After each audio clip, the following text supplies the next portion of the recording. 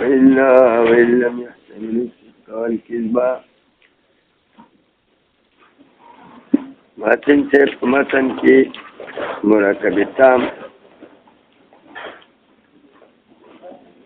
مرکب تقسیم وکړو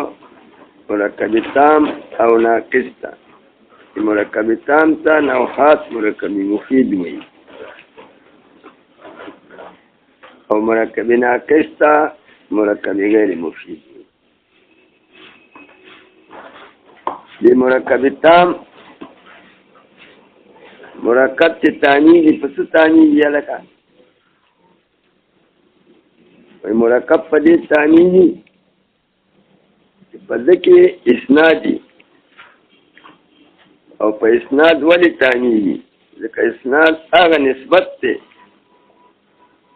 د یو د کلمتین وشي بل ته او فایده ورسي مخاطب ته فایده تامه نو فایده تانیږي په اسناد سره اصل فائدہ تانیږي په اسناد سره او دغه اسناد چې دا دوه چیزونه غواړي نسبت دی یو مسند ابو المسند له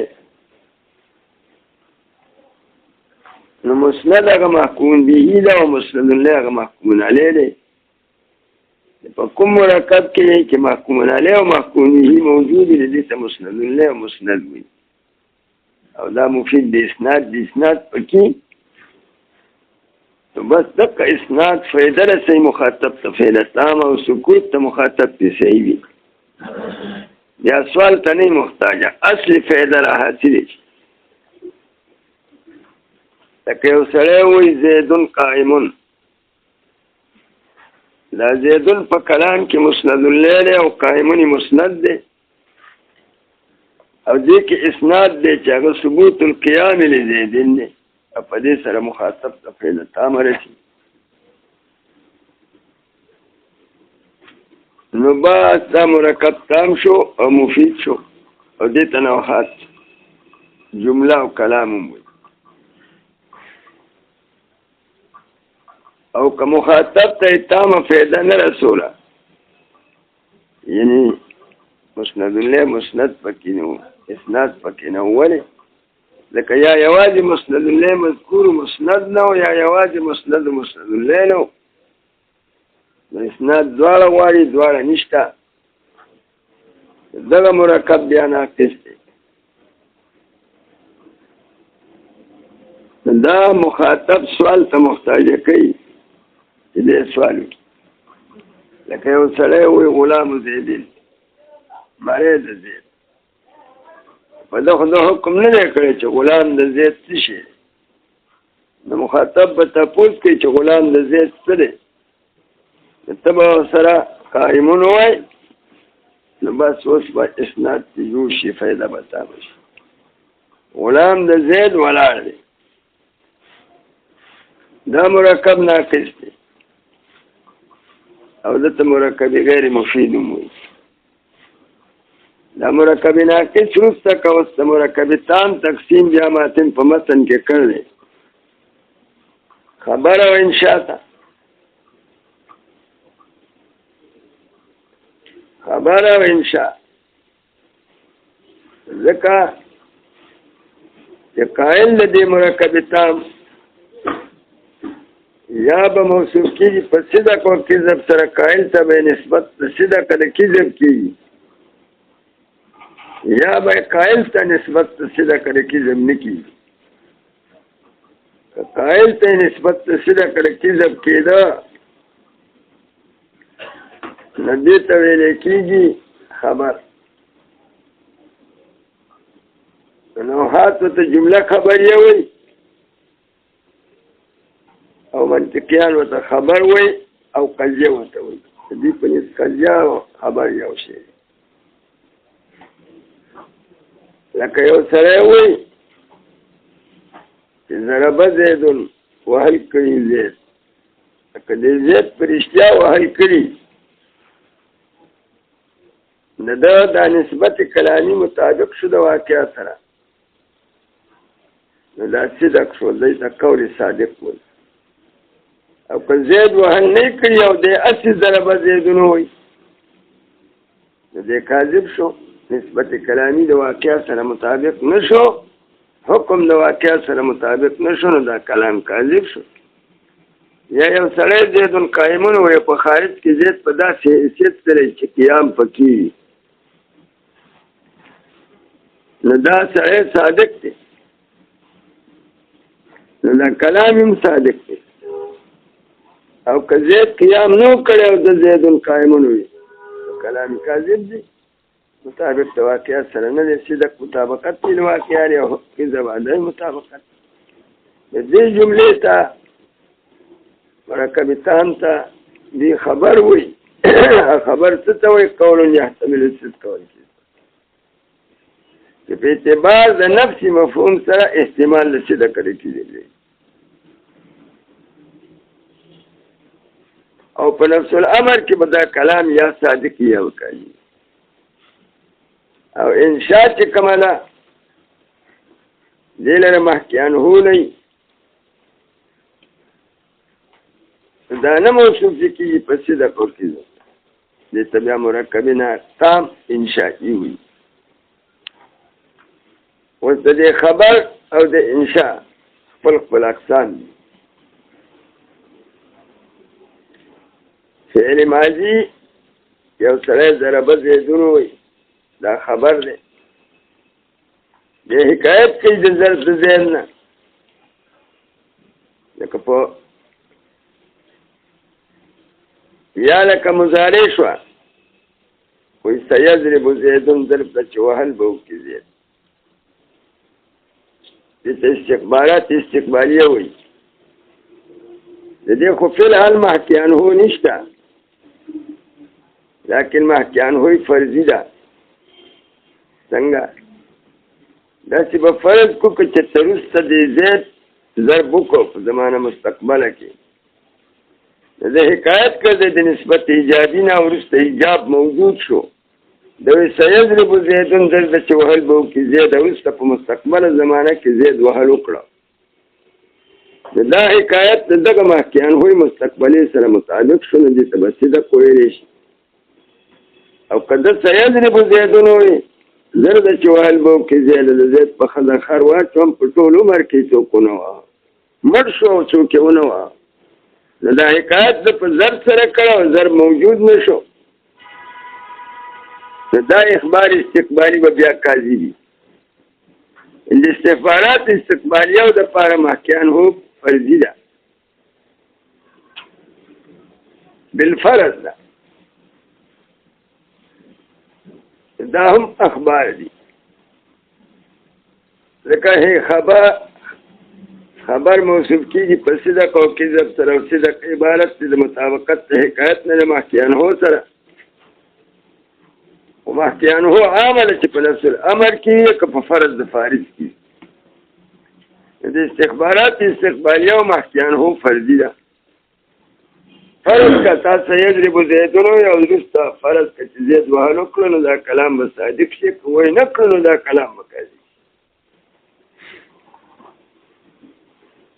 دا خبر و خاموله شي او انشاء سره چې استعمال له صدق رکیزم نه لري دا انشاء ده لکه یو سړی بل څه وایي چې اضرب وهل وکړه امر ورته وکړي یا ورته وایي چې لا تضرب وهل مه کوه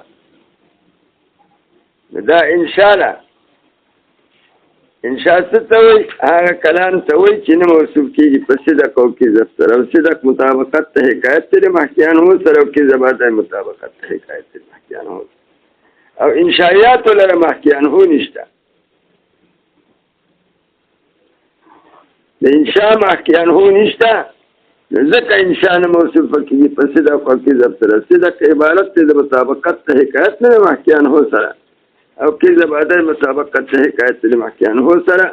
انشائیات له محکي عنه نشته ځکه نه موصوفه کېږي په صدق او کذب خو د دې انشاء لپاره بیا اقسام دي هغه اقسام متن چې په متن کې ښیي اوس ګوره وإن لم يحتمل الصدق والكذب كمركب تام احتمال د صدق د کذب نه لاره دې کې تقدیر دی په عبارت د فانشاء نو دا مرکب تام ان شاء الله خبره پوره شو خو دقه دې کې یو تقدیر بلم دی وهو على قسمين او دا انشاء دو قسمه ده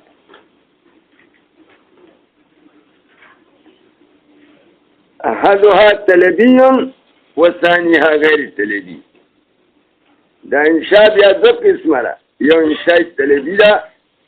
یو انشاء غیر طلبي ده انشاء طلبي دي ته وایي چې د دې په معنا موضوع له د دې کلام کې طلب ماخوذ دی طلب یو فعل دغه ته انشاء طلبي وي چې په معنا موضوع له کې طلب معنی دا څنګه چې دا طلب لازم د معنا موضوع له وي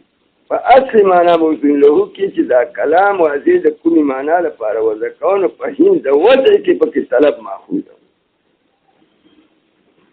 یو دا چې د معنا موضوع له کې طلب نه دا طلب لازم د معنا موضوع له هغه نه دې انشاء طلبي وي او کله دی واضح دا لفظ وذکاو دی او معنا لپاره په معنا موضوع له د دې کې طلب نو ماخوذ دې ته انشاء غیر طلبي وي او دا انشاء غیر طلبي نوم دی دې ته تنبیه نوم وي په خپل محاوره واستلا اوس ماتن په متن کې د عباراتو کې تقدیرات کړي کلام مرکب تام احتمال د صدق د کذب نه لاره نو فهو انشاء وهو على قسمان دا انشاء دو قسمه احدها طلبي وثانيها غير طلبي یو انشاء طلبي ده بل غیر طلبي ده او د انشاء طلبي نوم انشاء طلبي ده او د غیر طلبي نوم چې ده هغه تنبیه ده استرازي و انشاء طلبي څه ته وایي فإن دل على طلب الفعل دې مرکب دلالت کو په طلب د فعل ومراد د طلب الفعل نه دلالت په طلب الفعل باندې دلالتا وضعیتا داخل خوشی مرئی دی که دلالت کو په طلب د فعل باندې دلالتا وضعیتا په دلالت وضعی سره دکه ته انشاء طلبي وای او په انشاء طلبي کې دو قسم لري یو امر او نهي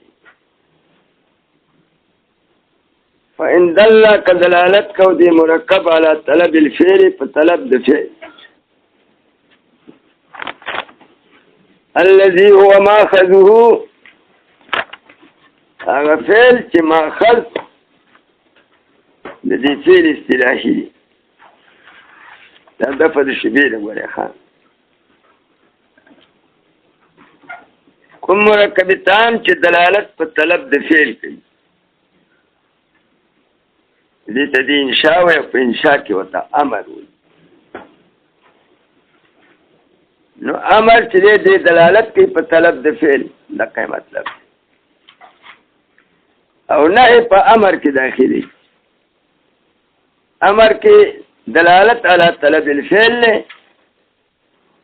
او نه په امر کې داخلي لکه نه کوم طلب شته د فعل هغه طلب الکف دی دا کف عن الفعل دی په حکم د فعل کې اخلي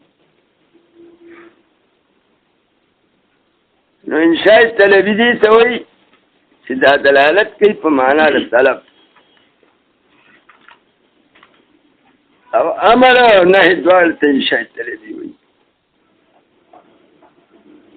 او دویمه انشاء غیر طلبي ده چې دلالت پکې په طلب الفعل نه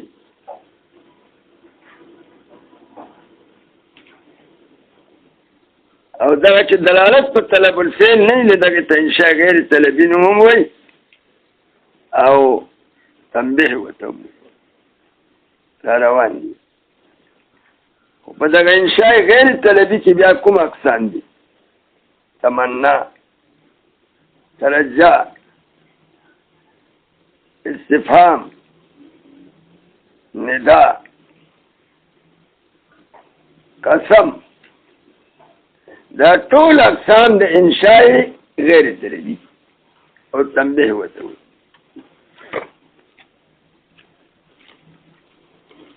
اوس خبره دا ده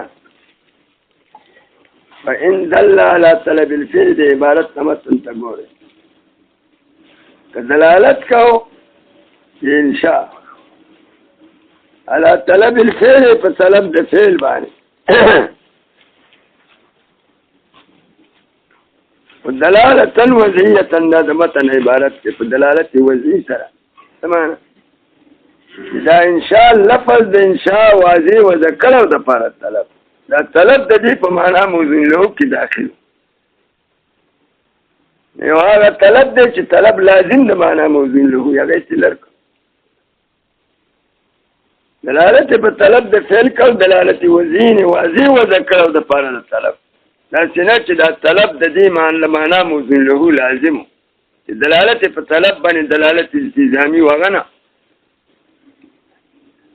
دا طلب د دې معنا موضوع له یعنی مدلول مطابقي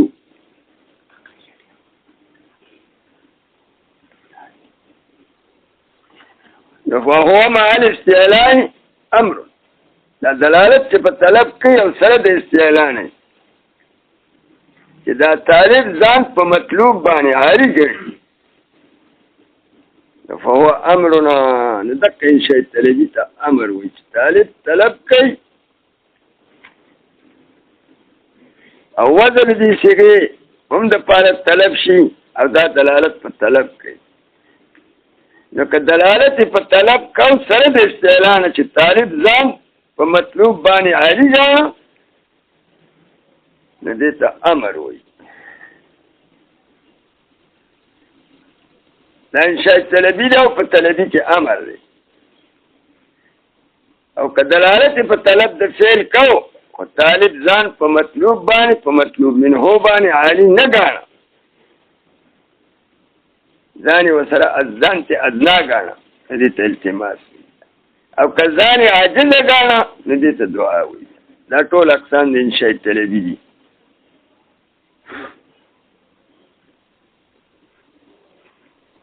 او ان لم يدلوا كدلالت نکو انشاء دلالت په طلب د فعل نکو دلالت وضعي ان دې په معنا موضوع له کې طلب نو داخل وځي طلب د پاره نه وشي د بیا عامله کدا طلب لازم د معنا موضوع له یو کني چې وځي طلب د پاره نشي نو فهو تنبيه هنا دا قسم د انشاء تنبيه ده او يندرج فيه من شيء طلبي کوم اقسام شو چې طلب معنا موضوع له کې داخلي هغه سره د استعلان او امر له کدنو نو التماس ته ک مساوات نو التماس ته کدنو وزن ادنا غاڼه سوال او دعا ده او کچتا د انشاء دلالت په طلب د فعل نه کو دلالت وضعي یعنی دا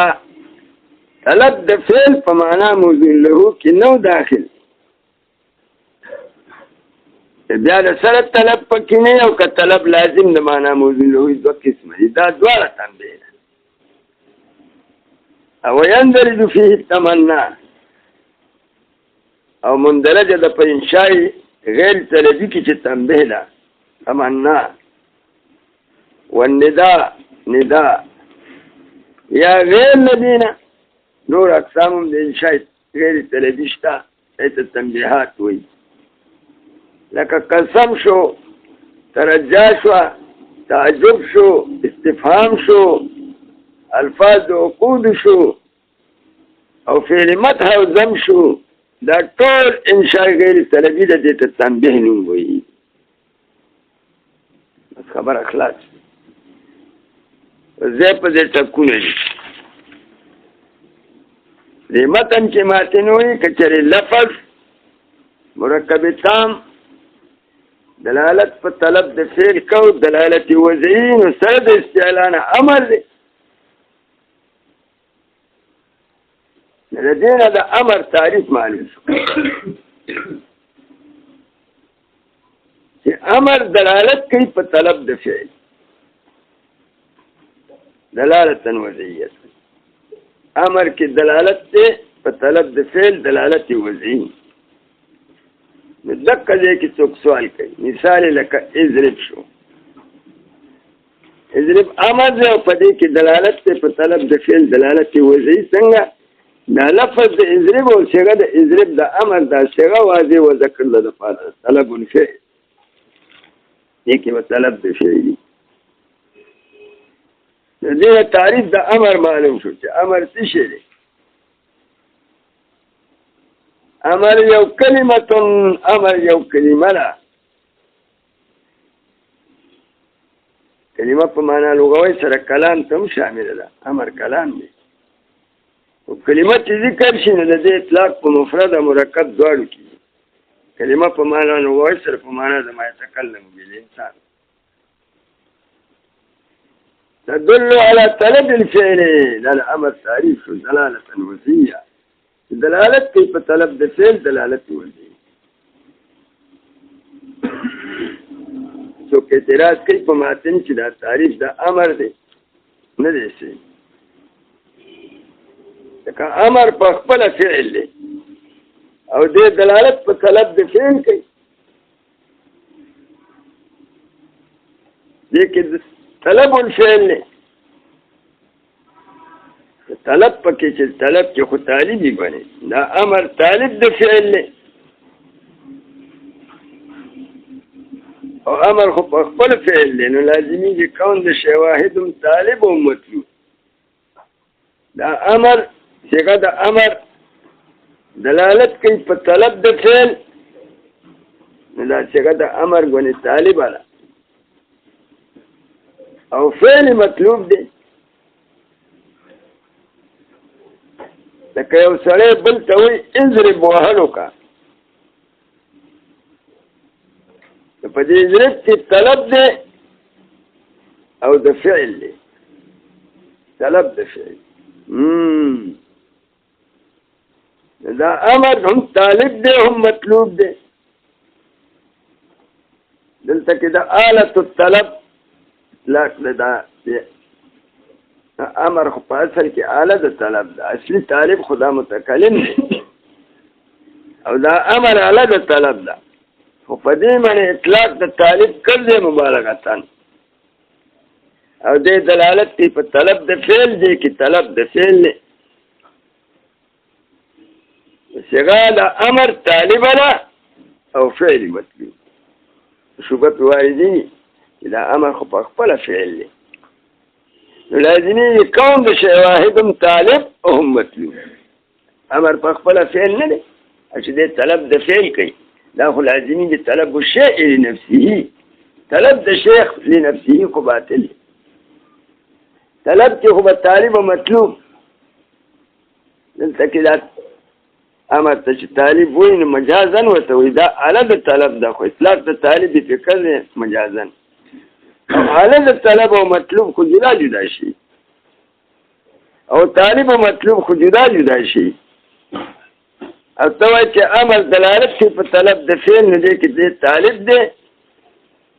او فعل مطلوب دی نو دا امر په خپل فعل نه دی دا خو لازمي دی کون د شی واحد طالب او مطلوب یو شی چې ته طالب او مطلوب دواړه جوړېږي او که نه ورخورئ ما ته کار پیل چې جواب دا دی دا صيغه د امر فعل دی خو دا فعل بالمعنى الاصطلاحي دی او فعل په اصطلاح کې چې دی دا مرکب دی د درې څیزونو د درېو معنو نه درې اجزا د فعل دي حدث هغه معنی مستری او نسبت الى الفاعل او زمانه او صيغه د امر دلالت کوي په حال او په استقبال باندې. ولې؟ لکه دا صيغه د امر د مضارع مخاطب نه مشتق کیږي او مضارع واضح و ذکر لپاره دلالت علی الحال والاستقبال دا مشترک ده په مابین حال او استقبال. صيغه د امر چې دا لیکن زمانه ماخوذ لکه دا ماخوذ را مشتق ده د مضارع نه، په مضارع کې زمانه ماخوذ ده حال استقبال. امر کوم دلالت په حال په استقبال کوي. د صيغه د فعل مرکبه د معنی ثلاثه د دوه اجزا حدث او نسبت الى الفاعل او زمانه. د دې وجه نه د ضربه ترجمه موږ څنګه کوو؟ وهل کړیو، دا وهل پکې حدث یو سړی دا نسبت الى الفاعل شو. په زمانه تیر شي کې دا زمانه شو په ماضي دلالت. درې قسمه زمانه ده کنه، ماضي او حال استقبال. نو فعل اصطلاحي چې دی دا مرکب دی د حدث او د نسبت او د زمان نه. امر فعل اصطلاحي دی د مرکب دی د حدث او نسبت زمان. هر کله چې دی کل شو نو کل طلب د خپل جز کوي، ځکه کل له وجود په غیر د جز نه راځي. او دیم فعل په معنا لغوي سره، او فعل چې په لغت کې واخلي نو اهل لغت فعل تش حدث او معنا مصدري توي لکه ظرف شو مثلا. نو دلته کې دا طلب چې کوو نو دا طالب پکې فعل امر وي، فعل اصطلاحي. او دې چې طلب کوي نو طلب د خپل جز کوي، هغه د ماخذ دی. ماخذ څوک دی چې دې ته هغه شعر هغه معنا مصدري ده. لکه دا افعال په اعتبار اصل سره مشتق دي د مصدر نه، هغه مصدر ته ماخوذ منه وي او ماخذ ورته وي. ماخذ زیر اغستو دی، ټول افعال د مصدر نه اغستې کېږي، اصلي بنیاد مصدر دی. که ماخوذ د مصدر نه بیا بالذات کو بالواسطه خو معال مصدر. ناشنا جواب یو اوی دا امر دلالت کوي په طلب د فعل، نو امر فعل اصطلاحي دی. او دلالت چې په طلب د فعل کوي د فعل نه فعل لغوي دی، هغه له دې امر ماخذ دی، هغه معنا مصدري دې چې نه مشتق. او دا کوم طلب دی؟ دا طلب د کل الجز دی، طلب توقفي دی. لکه موقوف الطلب د موقوف علیه کوي، موقوف په غیر د موقوف علیه نه موجودي. نو فعل اصطلاحي کله او دا معنا مصدري چې د ځای جز دی، او دې ته ماخذ وي. دې طلب د دغه معنا مصدري کوي. من قبيل الطلب الكل للجزء، ذكر كل فصل الجزء كطالب الجزء لأن الكل لا يتحقق إلا بدون الجزء. لکه اضرب وای، دا اضرب چې دی دا طلب دی. دې کې دې په خپل فعل دی، خو فعل اصطلاحي دی. دې طلب د څه کوي؟ طلب د ضرب کوي. ضرب خو د ماخذ دی کنه، معنی مصدري ده. او په دې فعل اصطلاحي کې جزم دی.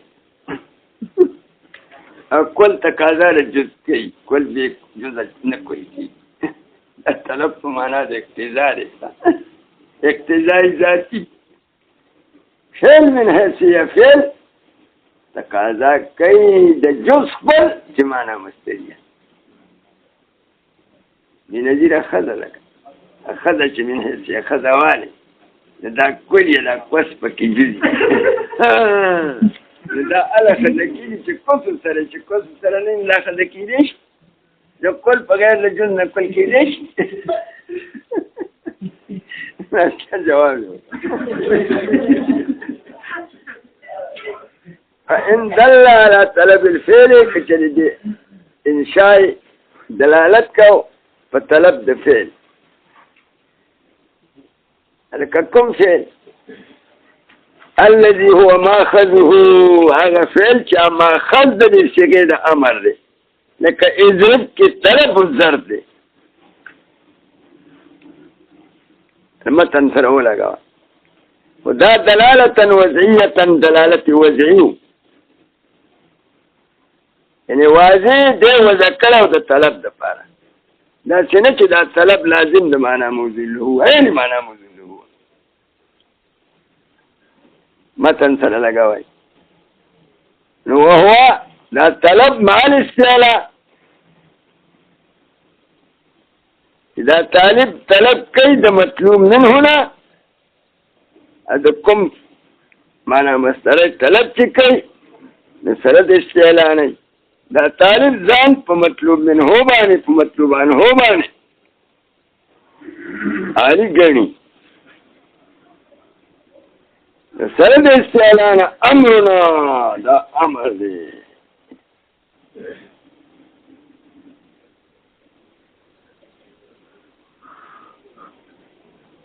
ورسته پس راځه وما الخضوع او کلا طالب ځان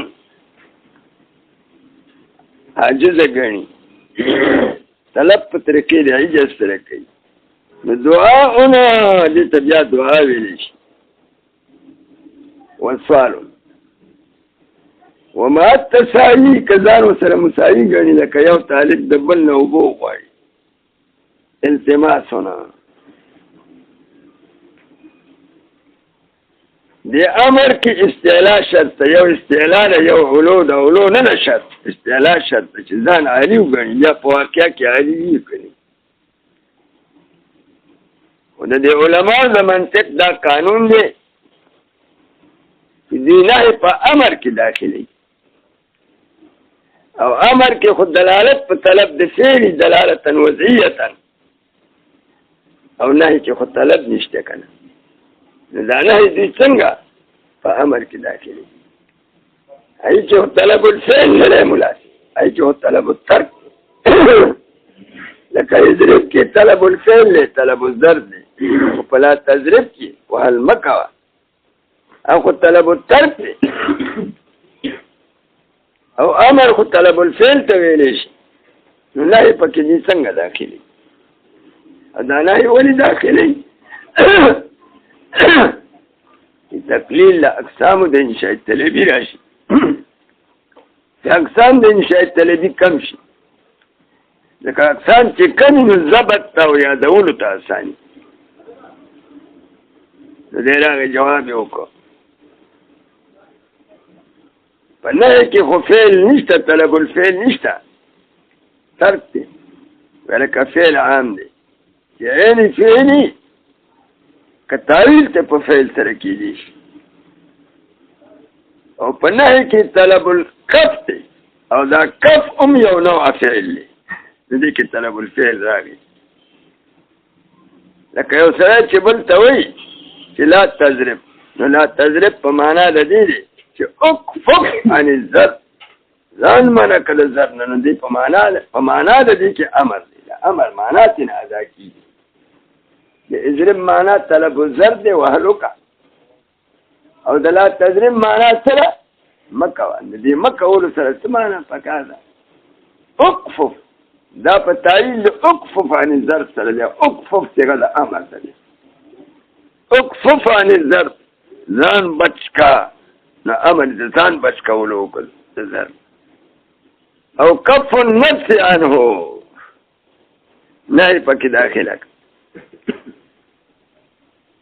و دا دلالت په طلب د فعل باندې په صيغه د امر کې دلالتا صيغيه چې دا دلالت صيغوي چې صيغه د امر دلالت کوي په طلب صيغي څه معنی وضعيه دلالت وضعي یعنی واضح دا لفظ د امر وذکر دی لپاره طلب او طلب داخل په معنا موجود نه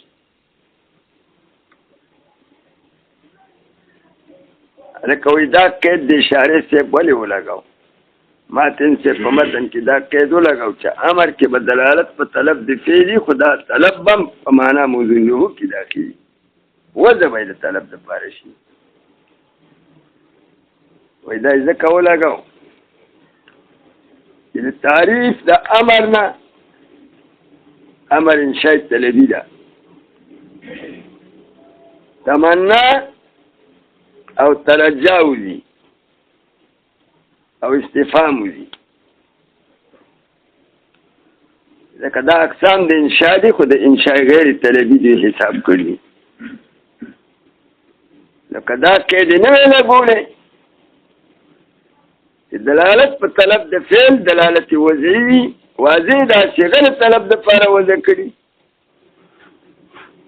نو بیا به اقسام د انشاء غیر طلبی چې هغه ته تنبیه ویل شي داخل شي په صيغه د امر کې په تعریف د امر کې داخل شي دا په انشاء طلبی کې داخل شي. لکه لیته شو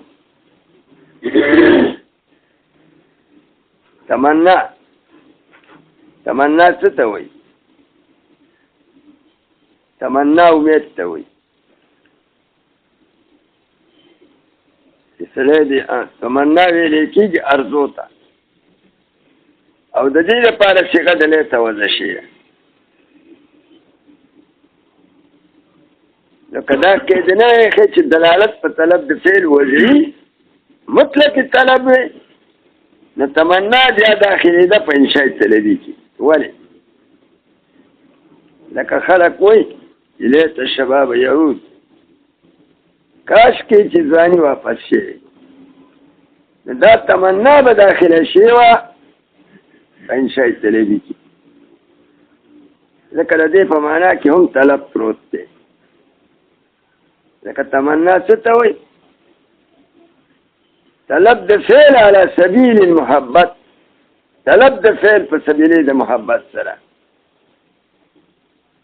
لا داخلي ده. دا یې وایسته. ولې؟ تمنا ته ووته. لکه تمنا صيغه د تمنا لکه لیته شوه دا وضع شي ده دپاره د تمنا خپله معنا موزون له تمنا ده. او تمنا څه ته وایي؟ ارزو ته وایي. لیکن دا دلالت چې په طلب د فعل باندې دی دا لازم دی د معنا تمنا سره. معنا موزون له کې نه داخل دلالت په طلب باندې دلالت التزامي دی دا لازم د معنا موزون له دی. دا هو تعریف د انشاء طلبي. یا لکه ترجا شو دا غیر لپاره وضع صيغه د لعل ده او دا لعل وضع شی د لپاره ترجا نو د دې خپله معنا موزون له ترجا ده. الترجا امید ته وایي. د طلب معنا پکې ماخوذه ده خو التزاما ده. لکه ترجم دا معنا ده لازم سره طلب دی. طلب د امر على سبیل المحبت او تمنا د ترجا په دواړو په معنا کې معنا التزامي طلب دی. و فرق پکې شته بیا په تمنا کې امکان د متمنا عادتا نه دی شرط او په ترجا کې امکان د مترجا عادتا شرط دی. ابا ممکن عادي وي مترجا لدې وجنه چې تمنا کې امکان د متمنا نه دی شرط که متمنا ممکن که غیر ممکن. نو خلق ویلی شي لیت الشباب یعود ویلی شي او لعل لیت السلطان یکرمنی ویلی شي. په خلاف د ترجا نه د ترجا لپاره صيغه د لعل وضع او ترجا امید ته وایي. لیکن امکان د مترجا شرط دی. ولې؟ امید ته وایي که او د مستحیلاتو امید عاقل سړی نه کوي. نو په ترجا کې امکان د مترجا شرط دی. لکه فرق دی. د دې وجې نه ویلی شي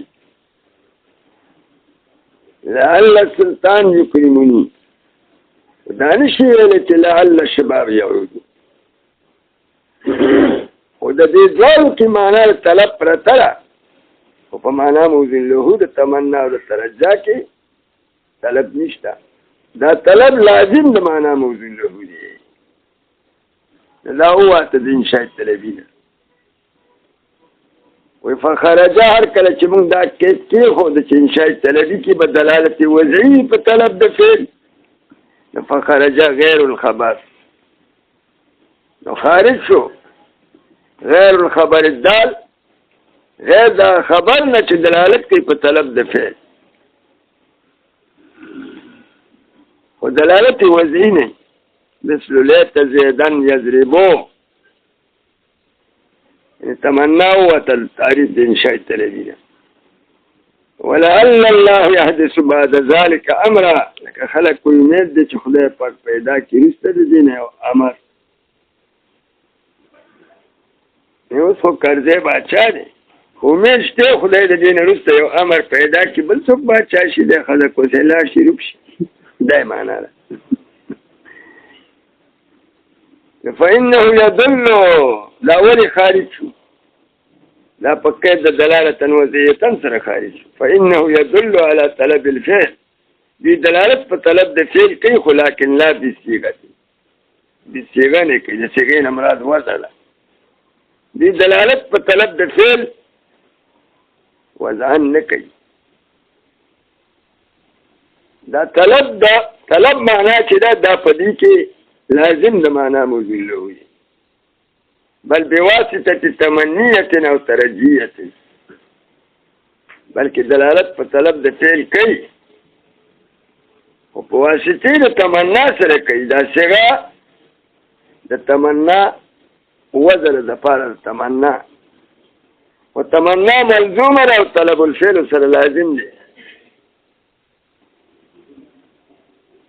لدې کې دلالت علی الطلب لازم د معنا موجود دي. اصلي صيغه تمنا لپاره وزن تمنا ارزو ته وي،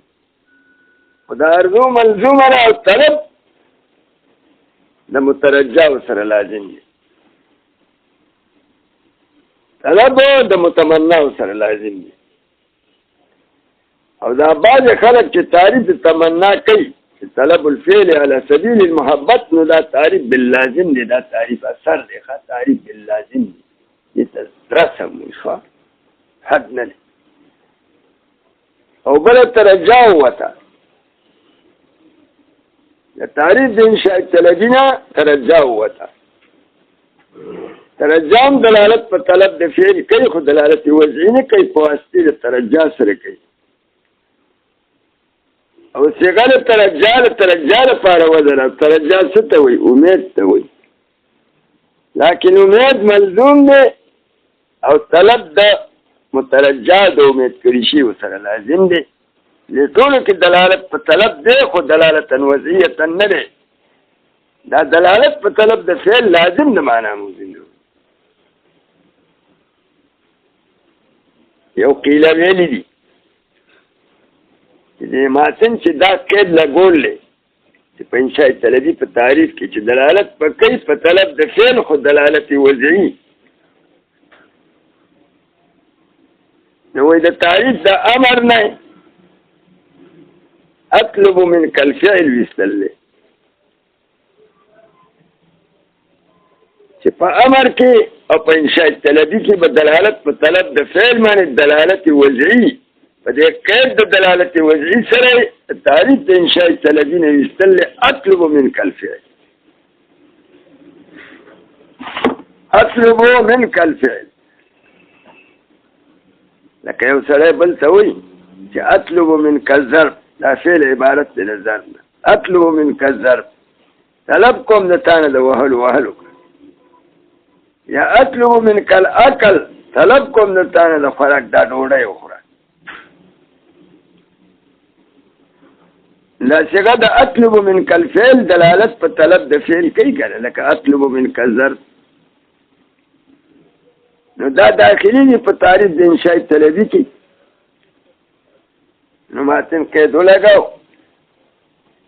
چې دلالت په طلب باندې دلالت وضعي وي، صيغي وي.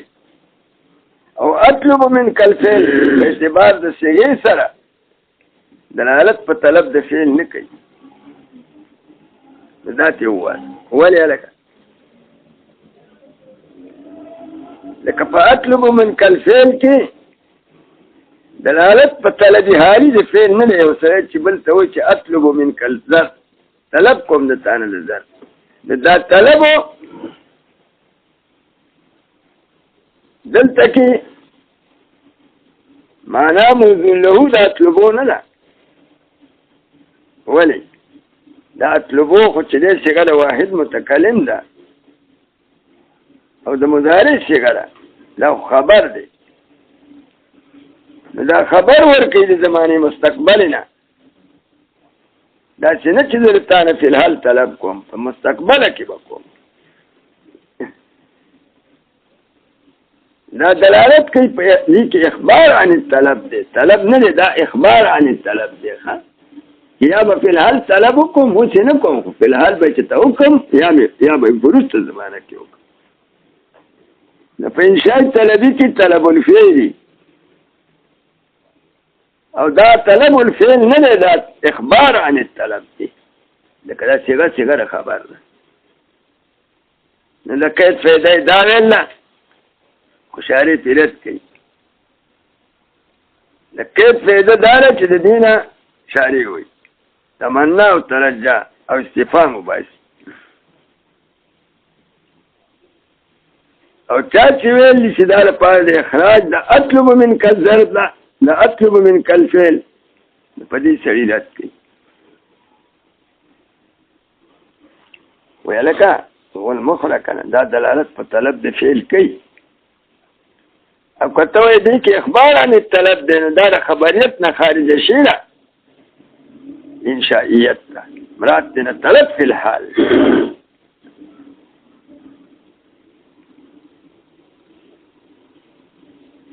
نو دغه دا قول ذکر کوي چې دا کوم قید مخرجه او اخراج د معتبر کړل دي منی رد کوي ځکه په قیله سره ورمکیل چایل چې انه لاخراج مثل اطلب منك الفعل اطلب منك الظرف دا قیله چې ویلي وفيه بحث په دې کې بحث دی قیله ویلي چې دا خبر عن الطلب دی طلب نه دی په انشاء طلبي کې به طلبي خبر عن الطلب باندې نو قید مخرجه ذکر که خوشاره پیرا دو کو الکه دې کې اگر که خبر عن الطلب دی خدا د خبریت نه خارج شي دا څنګه انشائیت ته اوس مقصود په دې کې انشاء طلب دی فی الحال طلب لکه مثلا دا بیتو اشتریتو دا عقود دي دا خو څنګه د ماضی اخبار وکنه د دې اصل معنا څه بیتو پوخا مې پتا شي خرڅ کړو هغه بل خزه کوڅه وته وي چې اشتریتو ما پوخا غوښته د دې خدا مطلب نه دی چې زه فی الحال خرڅوم هغه بل وته وي زه فی الحال اخلم انشاء خدا معنی ایجاد د معلوم یوجد دا خبر دی د بیع سابقه او د شراء سابقه خو لیکن اهل شرع خپل اصطلاح کې دا څنګه د عقود د خبریت نه خارجي کړی دي او مستعمل کړی دي په انشاء العقد انشاء د بیع او په انشاء د شراء لکه یو سره په خدي ته وي چې نکاحتو کې مال تاسو سره پوخا نکاح کړو یا ورته وایي چې ما ته خپل نفس په نکاح راکړه هغه ورته وایي چې ما مخکې درکړم تزوجتک ما له تا سره نکاح کړم دغه دې کې دا صيغه خبر ده خو د خبریت نه له شر نقل کړه انشاء دغه دې کې مقصود انشاء د عقد ده انشاء د نکاح چې نه نکاح مذکر سیدا اطلب منک الفعل اگر که صيغه خبر وا خو د خبریت نه انشائیت ته خارج شي دا مو باسه دا لپاره د اخراج د دلالت وضعیتا قید چې دی لپاره د اخراج د تمنا او ترجع دی چې هغه صيغه وضع شي لپاره طلب نه او طلب لازم د معنا موضوع له هغه خارج کا اطلب منك الفعل مو باسه دا نه خارج دا قول نقل کا او ردیت یو متن سره لگاوا کچره لفظ انشاء دلالت په طلب د فعل کو او دلالت وضعیو دې کې درې اقسام جوړي یا بلا طالب په مطلوب باندې ځان عالی غني ځان به پرې اوچت ګڼي. یو سړي ته به وایي چې اضرب زیدن اوه زید، یا به ورته وایي چې اعطني الماء، ما ته اوبه راکړه، او ځان به پرې عالي ګڼي. یو شک. یا به ځان ادنا ګڼي چې عجز یم لکه خدای پاک ته سړی وي اللهم اغفر لي، یا خدای ما وبخښي، نو دا اغفر لي هم صیغه د امر، صیغه خو د امر ده. یا به ځان سره مساوي ګڼي، لکه یو طالب بل ته وایي چې اعطني الماء، ما ته اوبه راکړه،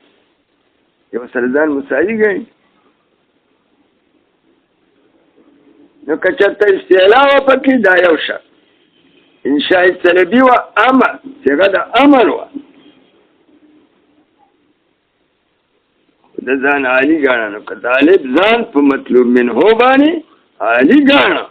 په طلب د فعل کې، نو دې ته بیا په محاوره کې امر وایي. اصل کې ټول امر دی، په لغت کې ټول امر دی، خو دا فرق اصطلاحي دی. ښه، اهل لغت دې ټولو ته امر وایي، خو اصطلاح والا دا فرق کړی. که چېرې طالب ځان عالي ګاڼه په مطلوب منهو باندې، دې ته امر وایي. او که ځان ادنا ګاڼه، دې ته التماس ادنا، نو دې ته دعا وایي. او که ځان مساوي ګاڼه، نو دې ته التماس او سوال دی. خو دا فرق چې دی دا فرق اصطلاحي دی. ښه، په لغت کې دې درې واړه، دعا، التماس او سوال. دعا او امر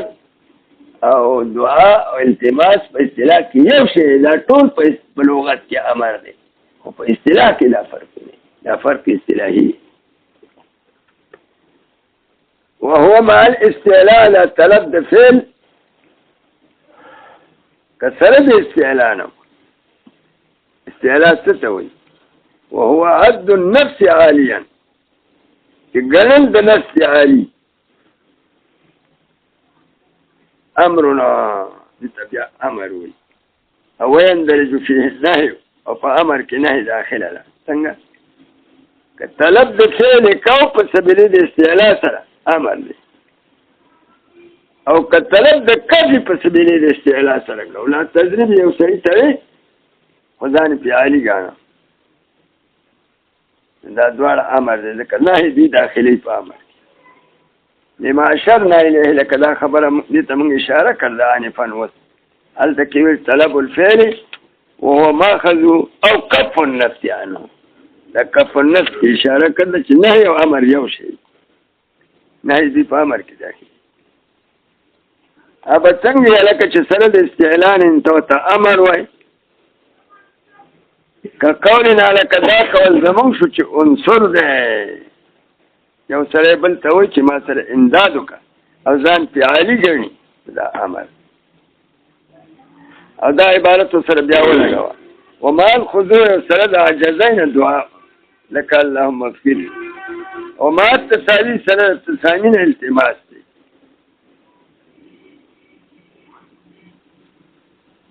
ولم يشترك في الامر العلو، یو ګور علو دا یو استعلاء ده. ښه، فرق دی. علو ویل کېږي اوچتوالي نفس الامري ته، چې یو سړی په بل باندې په نفس الامر کې اوچتي. او بل استعلاء ده، استعلاء ته نفس الامري شی نه دی. استعلاء دې ته و چې ځان لوی ګڼي، یا په واقعه کې علو پکې وي او که نه اوچت وي، او که نه خو ځان اوچت کوي. دوی وایي شرط کړې ده په امر کې علو. نه، ولم يشترط في الامر العلو. باطن په خپل متن کې استعلاء ویلي، استعلاء عد النفس عاليا، استعلاء شرط، علو نه ده شرط کړي. علو څه ته وایي چې په نفس الامر کې عالي، استعلاء دې ته وایي چې ځان عالي ګڼي، بیا په نفس الامر کې عالي وي او کوي. خو متن په متن کې په امر کې علو نه ده شرط کړي، استعلاء شرط کړه. لا ولي ویل يدخل فيه قول الادنى، چې داخل شي په تعریف د امر کې قول د ادنى للاعلى، چې ادنى اعلی ته قول وکړي، او ادنا سره اعلی ته وایي چې عنصر زما سره امداد وکړه او ځان پې عالي وګڼي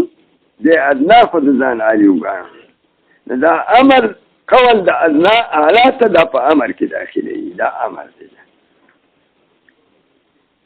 چې داخل شي په تعریف د امر کې قول الادنا للاعلی چې دا ادنا اعلی ته څه وایي افعل ورته وایي علی سبیل الاستعلاء د استعلاء په امر کې شرط کړل چې ځان عالي وګڼي یا په نفس الامر کې عالي یو کړي او علو نه ده شرط کړي ولې ځکه مقصد د ماتن دا دی چې په تعریف د امر کې داخل شي قول د ادنا اعلی چې ادنا سره اعلی ته افعل وایي یعنی عنصر ورته وایي او په سبیل د استعلاء سره ورته وایي او په نفس الامر کې عالي نه دی ادنا دی دا هم په امر کې داخل یعنی په امر کې استعلاء شرط او علو نه ده چې ځان عالي وګاڼه په نفس الامر کې عالي نو هم امر دی او که عالي نه و ادنا و ځان عالي ګڼلی هم امر دی اولا هذا له دې وجنه چې ادنا سره اعلی ته ځان پې عالي وګڼي او صيغه د امر مستعمله کړي نو دا په امر اصطلاحي کې داخله ده د دې وجه نه نسب الی سوء الادب دا منسوب کېږي بیا ادب دا ادنا سره چې په اعلی باندې امر کوي نو خلک کوي دا بیا ادب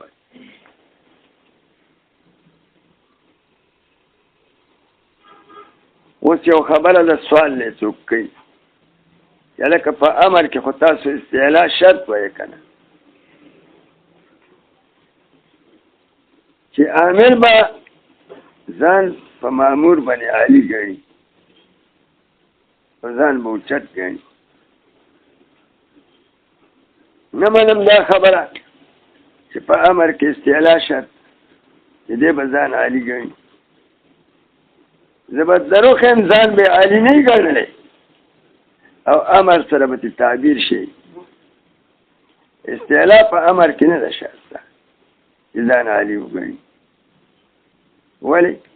لکه زه به درته یو مثال د امر وښیم او په هغې کې هغه امر ځان په مامور عالي نه دی ګڼلی او تعبیر چې په امر سره شي فإن قیل که څوک چې هذا ننتقضو دا قانون د ماتن ماتېږي چې په امر کې استعلاء شرط دی د قول فرعون په قول د فرعون باندې چې فرعون قول کړو لقومه قوم خپل چې ماذا تأمرون تاسو ما ته امر کوئ خپل قوم مامور ګڼلی او ځان یې ورته نه خپل ځان یې مامور ګڼلی او قوم یې ځان ته امرین ګڼلي ماذا تأمرون دا په کوم وخت کې ویلي فرعون په یو وخت کې وویل خپل قوم را جمع کړ لکه دغه زمانه کې خو موسی علیه السلام پیدا شي او کنه د مقابله یې کوله د دعوه د الوهیت کړې وه چې انا ربکم الاعلی خلکو ته یې ستاسو غټ خدای پالنه کوي بني ادم پالي نو زه تاسو پالم که نه چې ډوډۍ او پلان در کوم زه رب اعلی موسی علیه السلام مقابله کوله چې ګل ماره ته کوم ځای راسې ته خو دړی غول په وخت او غرب موسی علیه السلام نه تنګ شو موسی علیه السلام سره امسا و دغه غوندې چې آدم علیه السلام د جنت نه ځان سره وړې وه بیا له شروع وکړو میراث باندې په طریقه باندې خدای موسی علیه السلام ته په لاس ورکړ هغه امسا چې مې وګورلو نو لوی اژدها به ترې جوړ شو غټ مار به بلا سرونه به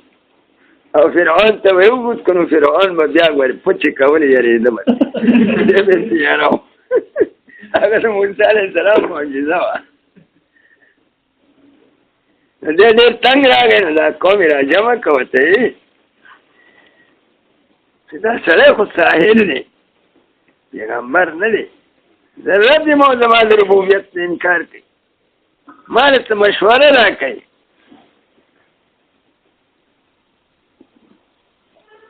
نو نو مشورې ته وختونه دقه وخت کې چې ما ذا تأمرون تاسو ما ته څه امر کوئ نو زه سره څه وکړم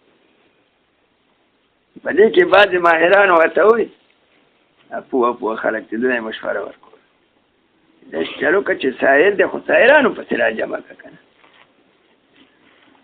نو ساحران به خپل سحر وکړي دی به خپل سحر وکړي نو په سحر کې به یې پټ کړي نو بس دا مثابت دی چې دی ساحر دی ذلیله به شي ملزم به شي کار دې وکړه ساحران یې را جمع کړه ورځ یې مقرر کړه موسی علیه السلام دغه میدان کې ساحرانو ته ووایي چې زه تاسو څه خپل څه شی راکوئ که نو دوی پړي راوړي که نه ځکه دلته د امسانو خمار جوړېده دوی پړي راوړي او په پړو به یې دمونه پکول د هغې نه به ماران جوړول خماران نو موسی علیه السلام ورته وایي چې زه یې څه شی وغورځوئ که نه که زه وغورځوم نو دوی موږ به یې وغورځوي دا خپل پړي وغورځول دمونه یې پوه کړه نو ماران دي موسی علیه السلام خپل امسا وغورځوله هغې نه اژدها مار جوړ شو فرعون بله په چت کې د بنګلې ناست تماشه یې کوله هغې نه عظیم مار جوړ شو ټول ماران یې وخوړه او بیا یې خوله اوږده کړه دومره اوږد شو چې فرعون ته په دویم چت کې ورسېد نو فرعون یې دومره وویل او کله به یې د یو غوږ نه دې خوا کېده کله د بلې غاړې کله د مخې کله د شا او سرونه هم ډېر یو سر یې وله خولې ته برابر کړه یو یې ته څټ کړه بلې دې ورکړه سرونه یې ډېر وایي دومره ویلې چې د یارې نه تې وینې لاړې نو بیا به په هره میاشت کې د ده د ښځې په شانې حیض کېده خدای وشرموه دغه وخت کې ده وایي په غټ اواز یې وي چې کټ کټ موسی علیه السلام بسې که کنې خرابوي موسی علیه السلام چې په لاس کېښو نو بیا تمسا او پړي د سره روک شو د پړو بنیاد بیا نه ښکارېد روک شوي ګرځېدلي دغه ځای کې دا دغه پوه شو ساحران چې دا سحر نه دی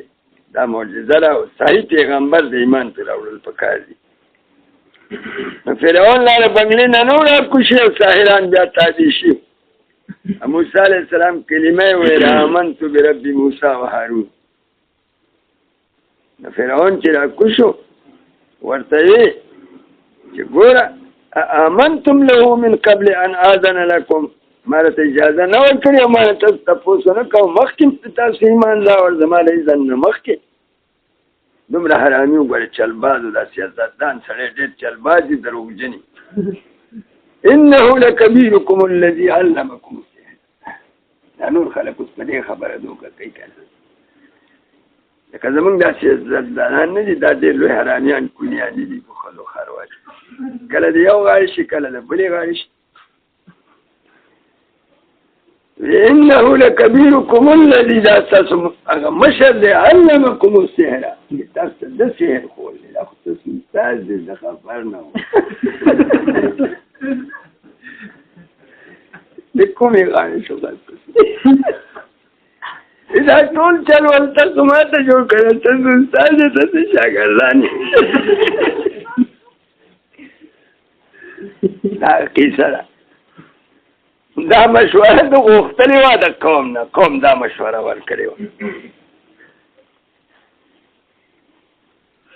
او دا صاحب الکشاف په تفسیري کشاف کې دا واقعه نقل کړې ده د دغه وخت کې ووایي چې دا مشوره یې غوښته نو داسې دي ماذا تأمرون تاسو ما ته څه امر کوئ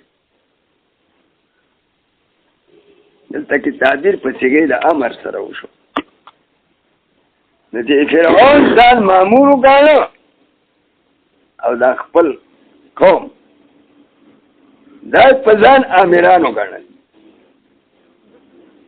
په ماذا تأمرون کې معلومه شوه چې فرعون ځان مامور وګاڼه او دا خپل قوم ځان ته امیران وګڼي او تای چې په امر کې به امیر ځان عالي ګڼي په مامور د دې قوم خو ځان په فرعون عالي نه ګاڼه ګاڼئ فرعون ته خو ډېر لوی سړی دی نو ته څنګه وایې چې په امر کې استعلا شرط ده چې امیر به ځان په مامور عالي ګڼي دا استعلا زه نه منم چې په امر کې شرط ده ولې فرعون چې د خپل قوم ته وایي چې ماذا تأمرون تاسو ما ته څه امر کوئ نو ځان یې مامور وګڼه او خپل قوم یې ځان ته امیرین وګڼل او قوم خو په ده باندې ځان عالي نه ګاڼه دا کې استعلا نه وه قوم خو د ده نه ځان ادنا ګاڼه نو په امر کې استعلا نه ده شته دلته کتابې په صيغې د امر سره شوي فإنه لا استعلاء منهم نشتر استعلاء منهم د قومنا عليه په فرعون باندې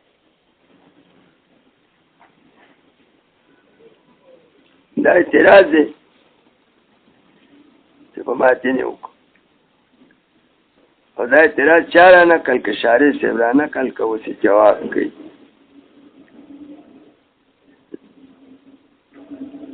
خو دلته کې یو جواب بل هم کوي مستره روان دی او یو کالو سره کوي وروسته بل جواب هم شته خو دا اول جواب دی وایه لکه زه وایم چې په امر کې استعلا شرط ده چې امر به ځان په مامور عالي ګڼي خو دا شرط ته په کې په امر حقیقي کې استعلا د امر په مامور باندې دا شرط ته خو په امر حقیقي کې او دلته کې د فرعون چې یې خپل قوم ته ویلي چې ماذا تأمرون د ځان مامور ګڼلی دا خپل قوم امرین ګڼلی دا امر حقیقي نه دی دا امر مجازي دی استعلا په کوم امر کې شرط حقیقي دا خو امر حقیقي نه دی دا خو امر مجازي دی څنګه دا امر دلته کې په معنا د مشورې دی ښه امر په معنا د څه دی مشورې دی لکه دی هغو ته وایي چې ماذا تأمرون ماذا تشیرون تاسو ماله څه مشوره راکوئ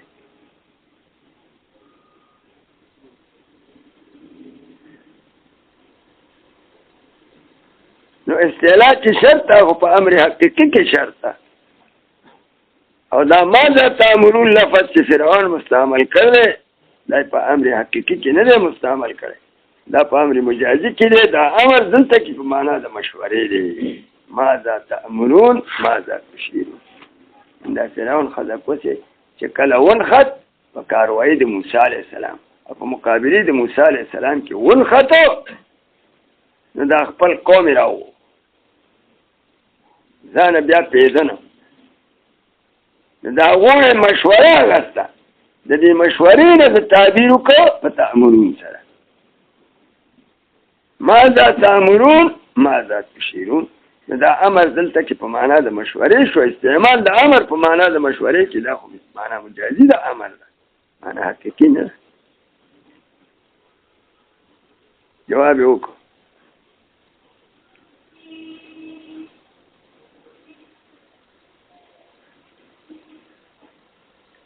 قيل هذا ينتقض بقول فرعون لقومه ماذا تأمرون فإنه لا استعلاء منهم دا خو اعتراض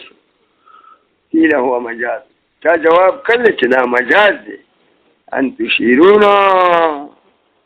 دا یو جواب شو یو جواب بل چام کړل پاو یو کال سره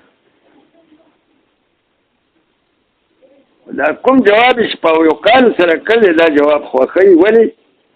لکه دې تایید کوي په کول د عمده سره یا داسې جواب کوي چې دا فرعون نه دی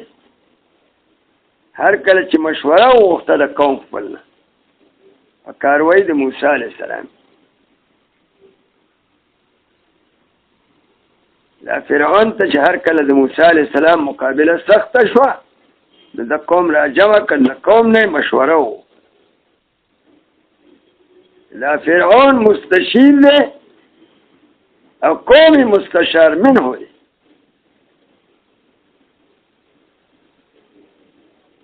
او دا مستشیر چې وي دی هادي وي او مستشار منه چې وي دا مشیر چې دی مهتدا وي او مستشار منه د چا نه چې مشوره وکړي هغه مهتدي نو هر کله چې دیون خط په کاروایی او مقابله د موسی علیه السلام کې نو د مشوره واغسته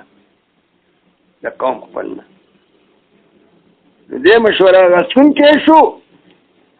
او د هغو نه مشوره واغسته هغه مستشار منه شو او دې مستشیر شو چې مشوره اخیستونکی شو او دا مستشار منه چې وي دا هادي وي او مستشیر چې وي دا مهتدی چا نه چې سړی مشوره اخلي نو هغه مشوره ورکوونکی هادي وي او څوک چې اخلي دی مهتدی او هادي په مهتدا باندې ځان عالي ګڼي خبره پوه نو په دقه وخت کې به خامخا نه دې قوم نه د مشوره اخیستې ده قوم هادي دی او دې ته مشوره اخلي دی مهتدا دی او هادي په مهتدا باندې ځان خامخا عالي ګڼي بیا چې لکه ما نه ځکه مشوره اخلي چې زکات د دې کې استعلا راغله او استعلا امر چې حقیقي که حکمي وي په امر کې استعلا خو استعلا امر چې استعلا حقیقي که حکمي وي او دلته کې استعلا حکمي راغله دا په حکم د استعلا کې شو ولې فرعون مشوره اخلي د چا نه د خپل قوم نه نو دې مشوره اخیستونکی دی قوم مشوره اخیستلی شي او د چا نه چې مشوره اخیستل کېږي نو هغه هادي وي څوک چې اخلي نامهتدی او هادي په مهتدا باندې ځان عالي ګڼي نو قوم به خامخا په دغه وخت کې ځان په ده څه ګڼي عالي ګڼي دې کې به استعلا حکمي خامخا دا په حکم د استعلا کې شو او امر کې استعلا د حقیقي حکمي بل جواب یو دا بل جواب شو او یقالو یا به وویلی شي چې ان فرعون لما استشار من قومي هر کله چې د مشوره واخیسته د قوم خپل فی امر موسی علیه السلام په کاروایی د موسی علیه السلام کې اول مستشار منه مستشار منه څوک دی قوم دی من حيث انه مرشد دا مستشار منه لدې حیثیت چې مرشدي المستشیر د پاره مشوره اخیستونکی نو مستشار منه چې قوم دی لدې حیثیت نه چې دی مرشد دی دا مستشار منه مرشدي د چا لپاره مرشدي للمستشیر المستشیر مرشدي نو عالن علیه دی علی مرشد په چا باندې په مرشد باندې علی ولې ځکه دا مرشد چې وي دی هادي وي مرشد مهتدی او علو المرشد والهادي او علو د مرشد د هادي على المسترشد چې د چا نه مشوره اخلي کوم اول مهتدی نو فرعون لما جعلهم فرعون هر کله چې وګرځول دوی لره مستشار منهم مشوره اخیستونکي نو نزلهم منزلة من د نازل کړه د قوم لره په مرتبه د هغه چا کې لهم علو چې هغو لره علو دي تعظیما لهم فی الجمله د هغو تعظیم فی الجمله وشو او تعظیم دا ولې کوي یعاونوه فی دفع امر موسی علیه السلام چې د ده سره امداد وکړي په دفع د کار د موسی علیه السلام نو فیجعل کلامهم نو ګرځو د فرعون کلام د دې قوم کل امر علی نفسه داسې شو لکه چې دا امر دی په نفس د باندې دا هغه عالي وګڼل په ځان باندې اگر که په نفس الامر کې عالي نه او اشاره الی هذا اشاره کړل دې جواب ته صاحب الکشاف جوابونه خود دوه شو کړ لیکن دې دویم جواب ته صاحب الکشاف اشاره کړل د دې تایید په قول کشاف سره وکړه دیم جواب خوش متن سره ولګاوه ومع الخضوع او کطلب د فعل کو وسره د عجزین دعا دا دعا ده وسؤال وتوميرش مثل اللهم اغفر لي يا خدای ما وبخي وما التساوي سره د مساوات نه چې ځان مساوي ګڼي طالب د مطلوب منه سره ځان مساوي ګڼي التماس دی وهذا بحسب اللغة دا فرقونه په لغت کې واما في العرف فيطلق على ما يكون په عرف کې اطلاق کېږي د سوال على ما يكون مع نوع من التواضع چې نوع تواضع متن سره ولګاوه وان لم يدل كإنشاء او وضع لپاره طلب نو شي طلب معنا موجود له نو بیا که لازم د معنا موجود له یو کني لکه دلالت په طلب د فعل نه کو دلالت وضعي فهو تنبيه الندي انشاء تبع انشاء خير طلبي هم وي او تنبيه وتهم وي انشاء غير طلبي وتولي وي ځکه لدې په معنا موجود له کې طلب نشته او تنبيه وتولي وي تنبيه خبرداري ته وي او دې کې خبرداري ده اعلام په دې کې خبرداري ده علاوه په شیمنه په ضمیر چې په ضمیر د متکلم کوم شی چې په زړه د متکلم کې دی دا متکلم مخاطب ته تنبيه ورکړي په خبره چې د په زړه کې کله تخیمه یو سړی بل ته وایي په استفهام کې چې ضرب زیدون په وحی کوي دي زید دا استفهام دی دې کې تنبيه ده دا متکلم دی مخاطب ته خبرداري ورکړي په شی باندې چې د په زړه کې دی او د په زړه کې طلب الفهم هغه طلب الفهم کاره که مخاطب ته تنبيه ورکړه چې زما په زړه کې طلب د فهم پروت یا ورته وایي لعل السلطان یکرم کاش کې چې باچا زما عزت د تنبيه مخاطب ته ورکړه په هغه شی باندې چې د په زړه کې دی یعنی دا زړه کې د زړه مراد ښکاره کړه چې زما محبوب اکرام د باچا زما محبوب دی زه دا خوښوم چې باچا دې څه وکړي عزت یا لکه بل مثال ته خیم په تمنا کې یو سړی وایي چې لیت الشباب یعود کاش چې ځواني واپس شي دا ځواني دې محبوبه ګڼي نو مخاطب ته خبرداري ورکړي تنبيه ورکړي چې زما په زړه کې د ځوانۍ سره محبت دی ځواني مې ډېره خوښه ده اوس بوډا شوم نو دې ته انشاء غیر طلبي ته تنبيه ولې وایي یو ته انشاء غیر طلبي نوم وایي بل ورته تنبيه نوم وایي انشاء غیر طلبي ورته ولې وایي ځکه د دې په معنا موضوع له کې طلب نه دی ماخوذه او تنبيه ورته ولې وایي ځکه دې کې اعلان دی علامه فی ضمیره متکلم لګي مخاطب خبرداري ورته ورکړي په هغه شی باندې چې د لفظ ذکر د خپل مراد ورته ښکاره کوي د خپل زړه په مراد باندې تنبيه ورکړي او يندرج فيه التمنا او مندرج په دې تنبيه کې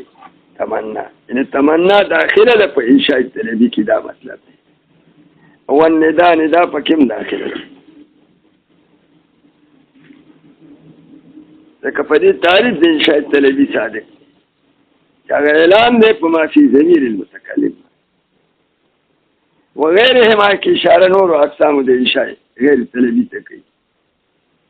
کل قسم لکه قسم شو لکه یو سړی و چې اقسم بالله لافعلن کذا یا لکه ترجا شو دا غیر لپاره صيغه د لعل وزل لکه سړی و لعل السلطان یکرم یا لکه تعجب شو تعجب بیا دوه صيغې دي ښه یو راځي په وزن د افعالو بل راځي په وزن د افعل به لك أحسنوا أحسن به ما أحسن يا لك وي أحسن به اگر تعجب خپل پورا بحث دی کنه صغیر فعل تعجب کې ما احسنه کې ما افعله صغیر تعجب د پاره صرافو د تعجب د پاره صرافو دوه صيغې وضع کړي یو ما افعلو یعنی وزن د افعلو په وزن مرادي پاول کې به مای ما افعلو او بل افعل به وزن د افعل به وي لکه ما احسنو او احسن به په دې څنګه د فعل تعجب په دې اوله څنګه کې په ما احسنو کې ما افعلو بیا تراکیب سلاسل په دریو مذهبونو باندې مذهب الفراء مذهب السنوي مذهب الاحفش مذهب الفراء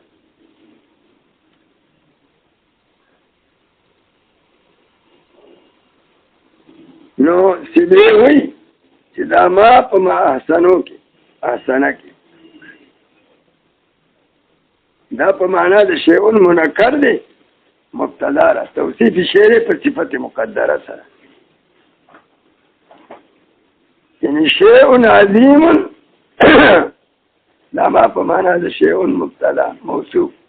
او عظیم صفت مجموعه مبتدا شیء عظیم احسنه احسنو فعل له ضمیر پکې راځي دغه ما هغه فاعل له هو ضمیر د مفعول دی تعبیر دی زید او ترجمه دا چې شیء عظیم یو شی عظیمه دی احسنه چې دې شي خسته کړ دې زید لرا یو عظیم شی چې دې خسته کړ دا عظیم شی څوک دی خدای پاک دی خدای خسته کړی دی تعجب کوي ښه تعجب څه شی دی یو کیفیت چې حاصلېږي په ذهن کې یو کیفیت چې قائمېږي په نفس پورې او پیدا کېږي دی نه د ادراک تامر غریب نه کیفیت قائمه بالنفس يصل بسبب ادراك امر غریب او دیم ترکیب پکې مذهب د احفش دی هغه وی دا ما معنا د الذي موصول دی او احسنه جمله سلله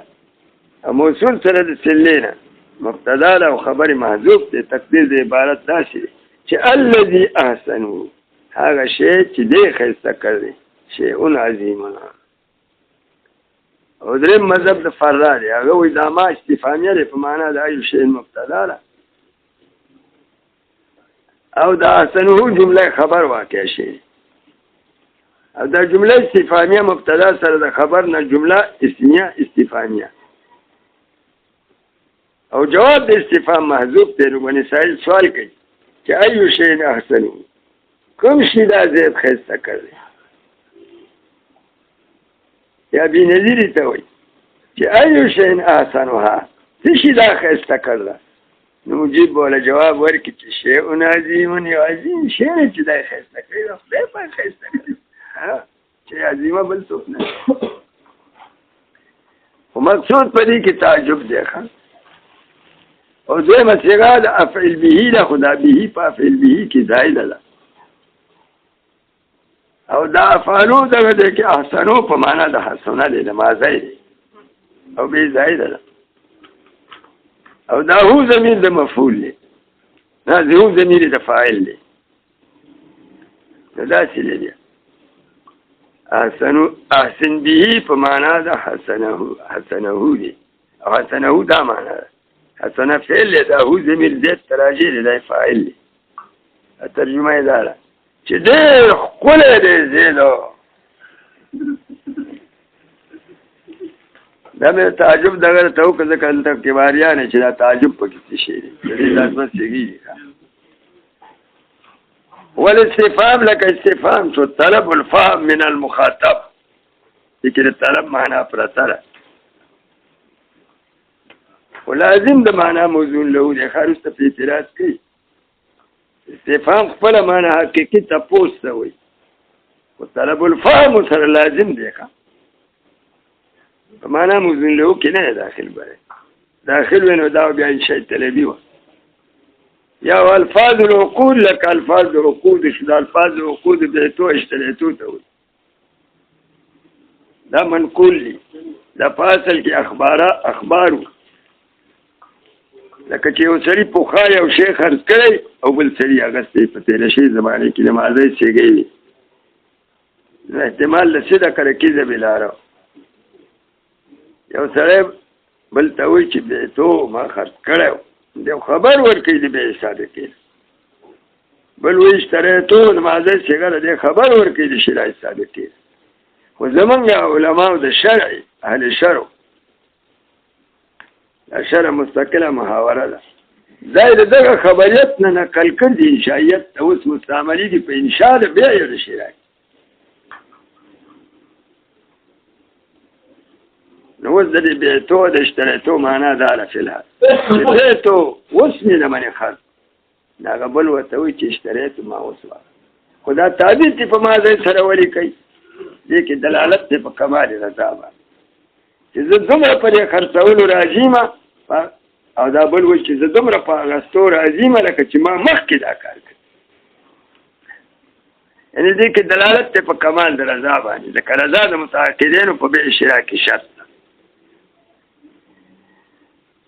وفعل المدح والذم یا نکاحتو کې هغه یو سړی بلې ښځې ته وایي چې ما ته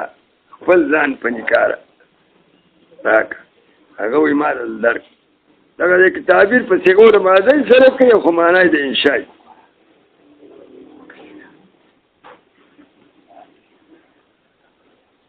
وفعل المدح والذم او بل فعل مدح او ذم دي فعل مدح او ذم هم د اقسامو د انشاء غیر طلبي نه دي فعل مدح لکه یو سړی وي نعم رجلا زید فعل ذم لك بئس رجلا زید نعم رجلا تخره د حیثیت د سړیتوب نه هغه ښه سړی څوک دی زید چې زید دی او بئس رجلا امر ته ناکاره دی د حیثیت د سړیتوب نه هغه څوک ناکاره سړی دی بک دا فعل مدح او فعل ذم چې دي دا هم واضح د انشاء د مدح او د ذم لپاره نه دي وضع کړي دې کې معنا د طلب نشته دي وضع دي لپاره د انشاء د مدح او د ذم او دې کې معنا د طلب نشته دام اقسام د انشاء غیر طلبي دي تنبیحات ځکه دې کې اعلان د ما فی ضمیر المتکلم دی متکلم لجه مخاطب ته خپل زړه خبره ښکاره کوي هغه سره چې هغه صفت د زید دی صفت مادحه یا صفت زامه د عمر دی دا د تنبیه معنا پکې پرته ده ولا مشاکته ولا مشاکته لکه فعل مدح او ذم شو اصطلاحا په اصطلاح کې ولا مشاکته فيه ولا مناقشه فيه په دې کې څه مناقشه نشته که څوک اعتراض کوي چې دا خو اخبار دي نو موږ جواب وکړو چې دا خبریت من شاهد ته نقل شوي دا فعل مدح او ذم په اصل کې اخبار او نعم زیدون دا معنا نعم صيغه د ماضی ده او بئس هم صيغه د ماضی ده ځکه نعم په اصل کې ناعمه او بئس په اصل کې بائسه صيغه د ماضی په خبر دلالت کوي ماضی وضع شوی د پاره د خبر او د خبریت نه نقل شوی انشائیت دا رنګ عقود صيغه فین قلت کچریته وای په اعتراض کې تو کې اعتراض کوي چې النداء والاستفهام نداء او استفهام يدلان على الطلب دي دلالت کوي په طلب باندې دلالة وضعية فدلالة وضعي سره تو کې اعتراض کوي چې تا نداء او استفهام نداء څوک لکه یو سره بل ته وایي چې یا زیدو ای زیرا आवाज وته وکړي او استفهام لکه داغه طلب د فهم کوي وته وایي چې ضرب زیدون ای وهل کوي زید ځان پوه کوي پوه نه دی چې زید وهل کړي کړي لکه وهل کړي نو مجيب ولا جواب ورکړي د استفهام بیا جواب پکاري ضرب زیدون او کینه کړي نه له جواب ورکړي چې لم ما ضرب زیدون نو معترض اعتراض کوي چې ندا او استفهام چې دا خو دلالت کوي په طلب باندې دلالتا وضعیتا دا صيغې واضح وضع کړي د پاره طلب کومې صيغې چې واضح وضع کړي د پاره طلب او دلالت په طلب الفعل کوي په طلب کوي دلالت وضعي دا خو په انشاء طلبي کې داخلي کنه او دا خو تا په تنبیه کې داخل کړي تنبیه هغه ته وایي چې دلالت پکې په طلب د فعل نه دلالتا وضعیتا د طلب معنا په وضع کې نه ماخوذه او وضع د طلب د پاره نه شي هغه ته انشاء غیر طلبي نوم وایي تنبیه وته وایي دا خو تنبیهات نه دي ندا تا حساب کړ د استفهام د حساب کړ د په انشاء غیر طلبي کې چې هغه ته تنبیه وایي په تنبیه کې داخل کړي دا خو دې کې نه دي داخل ولې ځکه چې دا دلالت کوي په طلب د فعل باندې دلالت وضعي کومه فعل چې دلالت کوي په طلب باندې دلالت وضعي کوي دا خو په انشاء طلبي کې تنبیه خو د اقسام د انشاء غیر طلبي خبره پوه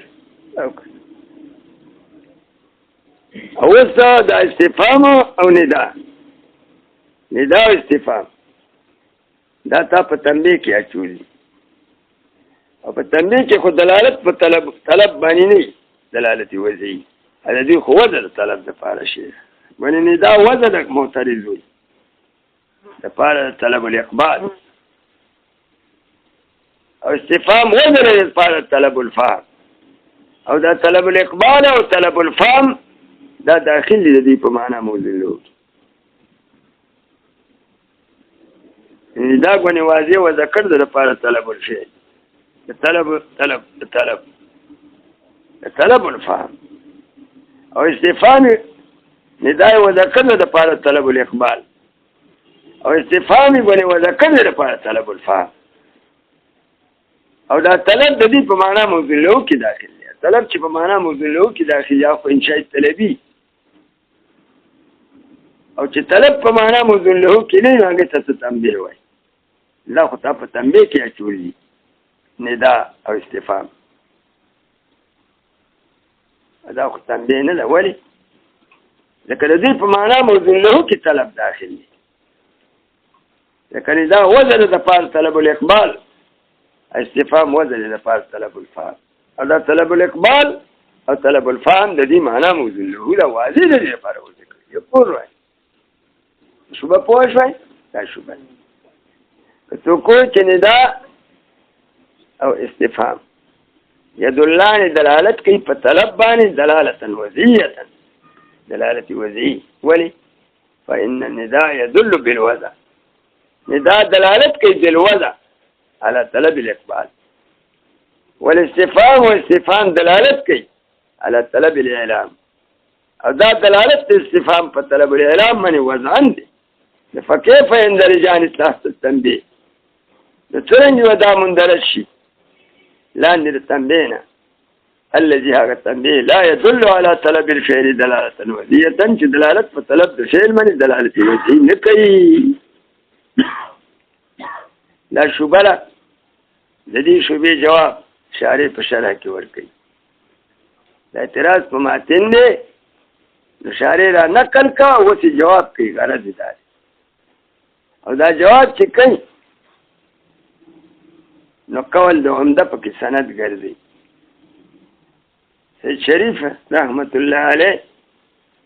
په حاشیه اللوامع کې ویلي دي جواب کوي اول مخرج دا طلب الاقبال چې په ندا کې دی دا په معنا موزون له د ندا کې نه داخل دا لازم د معنا موزون له دی څنګه وې څنګه د ندا سید ذکر کړی په حاشیه د لوامع کې چې طلب الاقبال په ندا کې معنا موزون له د ندا نه ده دا لازم دی د معنا موزون له څنګه د ندا خپل معنا موزون له ندا आवाज ته د دې خپل معنا موزون له आवाज دی صوت یاد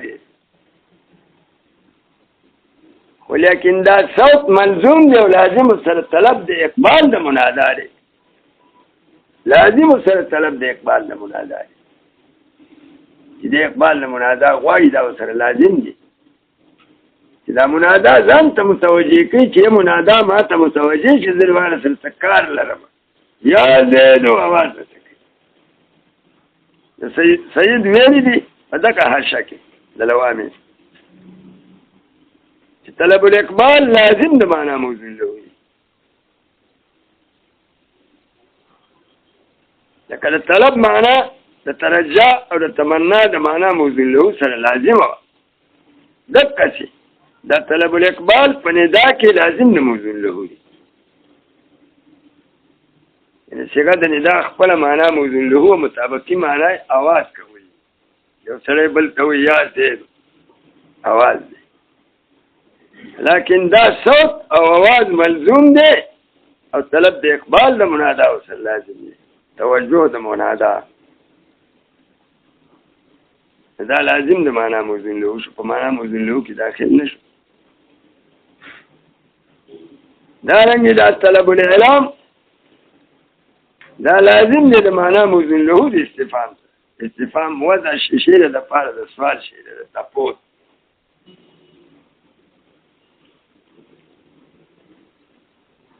د سوال لپاره شي تاسو نو څنګه دې دا واځي و ذکر د لپاره د سوال د تاسو ودا طلب الفهم لا لازم دې معنا موجود عین معنا موجود له نه ان شاء طلبي موږ څه کوي چې دا طلب د دې په معنا موجود له کې داخلي په معنا مطابقي کې داخلي معنا مطابقي وضع واضح وضع کړی هغه ته انشاء طلبي کچري موضوع له بل معنا دا طلب سره لازم دا بیا تنبیه لکه تمنا او ترجا تمنا وزل د پاره د ارزو او ترجا وزل د پاره د امید او دا طلب د امر محبوب دا سره لازم د معنا موجود دا موږ په تنبیهات کې داخلي دا قصیده او چا چې ویلي چې دا وزن د پاره طلب الاقبال استفهام وزن د پاره طلب الفهم ولا غلطه خبره کړه دروغ ویلي دا لازم دي او تایید کوي په قول د عمده سره چې دا چا ذکر کړل دا خبره وای دا سید ذکر کړل جواب وکړه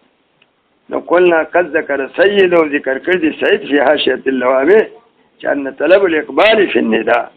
طلب الإقبال في النداء لازم لمعنى ده لازم لمعنى موجود له كلزوم طلب الإعلام لك لزوم ده طلب الإعلام شو بمعنى الاستفهام ده معناه الاستفهام لازم ففهم فدي خبرة تزان فوقا إشارة شوى دقة المقام تشد سؤال لك دقيق ده الجواب دقيق سؤال ولي دقيق دي لکه چې دا مسله اصل کې اختلافي مسله شو او اصلي نزاع په دې خبره کې دا چې دا طلب د دې په معنا موضوع له کې داخل او کلازم دي څو کوئی چې طلب داخل په معنا موضوع له کې هغه د اقسام د انشاء طلبي نه حساب کړی دي اختلافي مسله څو کوئی چې دا طلب لازم د معنا موضوع له دی په معنا موضوع له کې نه داخل نو بیا دا اقسام په تنبیه کې داخل کړي نو اصل کې دا نزاع چې د لفظي د په بل نزاع دی او نزاع لفظي د شان د عقلاو سره نه مناسب او په فهم کې د غلط اشاره ده خو د واضح سره څوک ناسي یعنی د واضح نه څوک خبر دي دا استفهام د طلب الفهم د لپاره وذکر دی کنه دې وذکر او څنګه د ندای د لپاره طلب الاقبال وذکر ده کنه دا وذکر نه اصل کې د واضح حال نه دی معلوم غالبا دا مستعملي دي په طلب الفهم کې نو کدا طلب الفهم د معنا موضوع نه وي دا بیا په شی طلبي کې او کلازم د معنا موضوع نه وي دا بیا په تنبیهات اصل کې خبره ده خو حال د واضح نه دی معلوم توازی له څه خبرې نه په هر یو کې چې داخل چې نه د چا کونه خو پرې نه شلېږي که نه د چا ښځه به مټېږي نه دي په یو کې به داخل نو چاته څه نقصان خو نشته هسې دا اعتراضونه دوی جوړوي ځانه کیسه جوړه کړي و اما المرکب هر چې دی مرکب هغه دې سره لګوي و اما الثاني هر چې دی ثاني دا مرکب په دوه قسمو که نه یو مرکب تام او بل ناقص و د تام نه وزګار شو په ناقص یې شروع وکړه و اما الثاني المرکب الغیر التام د دې مرکب غیر تام تقسیم خپلو اقسامو ته کوي فهو اما مرکب تکیدي دا مرکب غیر تام بیا دوه قسمه دی یعنې مرکب ناقص ورته هم وي غیر مفید ورته هم دا بیا په دوه قسمه دی یو تکیدي دی او بل غیر تکیدي دی او تکیدي بیا په دوه قسمه دی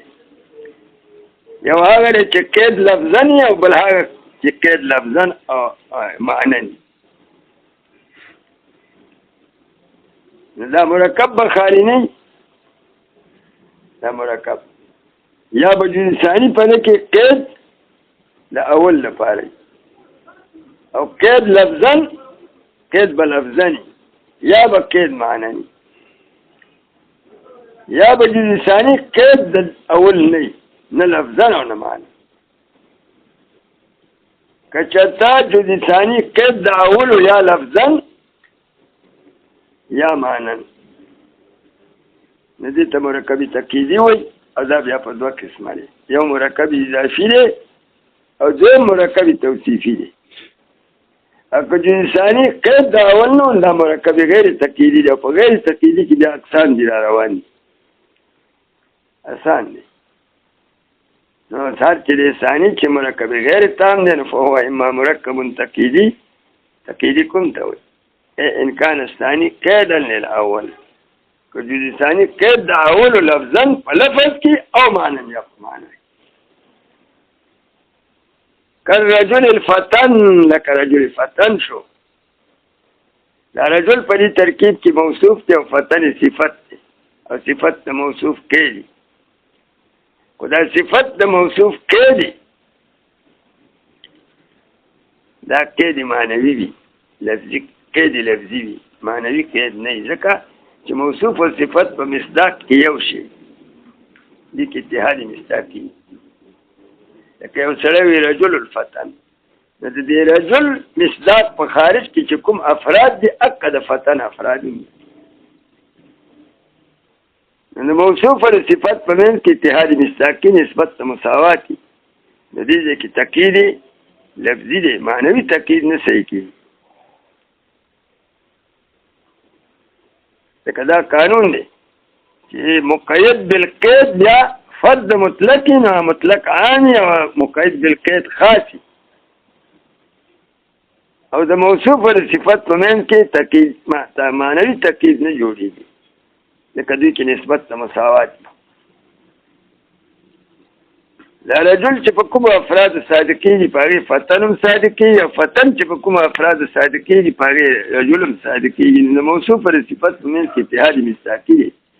او سره د اتحاد مصداقي نه تقید نشي جوړېدی په معنا کې ولې که تقید معنوي شي نو مقید بالقید دا بیا خاص د مطلق نو مطلق رجل په مرتبه د موصوف کې دی د عامي او رجل سره د قید د صفت نه به خاصي وي او موصوف صفت کې مساوات ضروري دی لکه انساقي اتحاد دی نو دغه دی کې دا تقید به په لفظ کې وي په معنا کې به نه او په ترکیب اضافي کې بیا جز ثاني قید د اول دی او تقید قید معنوي دی دا غلام لفظ چې ذکر شو نو دا عام او چې زید ته اضافت شو نو خاص شو دې قلت شرکاو فعل کې غلام کې شرکت زیاتو او بل نکره وا زید ته اضافت شو نو تعریف پیدا کړ سره د تخصیص دې ته بیا قید لفظي وایي، قید معنوي ورته وایي ښه. وهو النافع فی المطالب، او دا مرکب تقییدي دی نافع دی په مطالب تصوریو کې. چا سوال جواب سوال دی، چا به چې د دې مرکب ناقص نه دا بحث دی ولې کوي، دې ته خو هېڅ حاجت نشته. لکه منطقیان چې دی د دې اصلي مقصود موصل تصوري او تصدیقي دی، او دا موصل تصوري او تصدیقي چې دی دا په مرکباتو کې راځي، ونې دا په مرکب تام کې راځي. بیا د مرکب ناقص نه سره بحث کوي، دا خو څه فایده نه ورکوي. وایي دا فایده ولې نه ورکوي؟ کوي که نه فایده ورکوي. دا مرکب تقییدي چې دی دا نافع دی په مطالب تصوریو کې. هغه مرکب تام چې کوم دی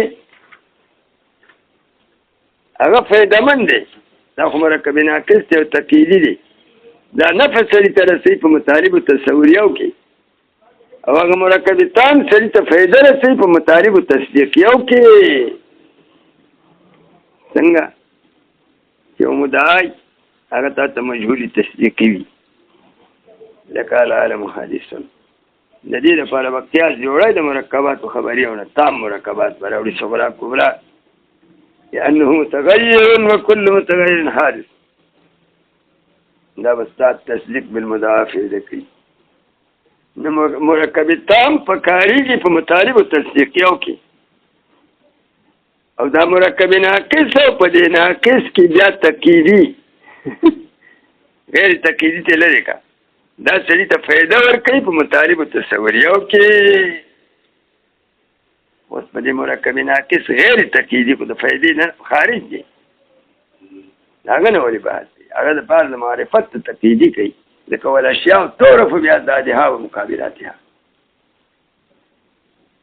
اصلي مقصود د دې منطقيانو مرکب تام نه بحث په دې حیثیت سره کوي چې دې مرکب تام نه قیاس جوړیږي، او په قیاس سره ایصال کوي تصدیق بالمجهول کا مدعا په معلوم.